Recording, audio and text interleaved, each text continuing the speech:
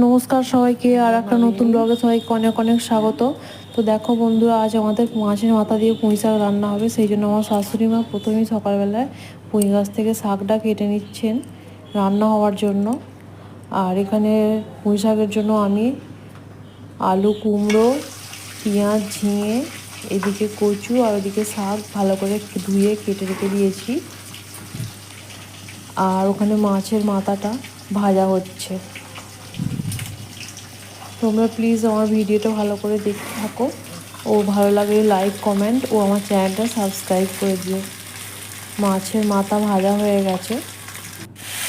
এবার ফোড়ন দিয়ে পেঁয়াজ ও আনাজগুলো ভালো করে ভেজে নেওয়া হচ্ছে।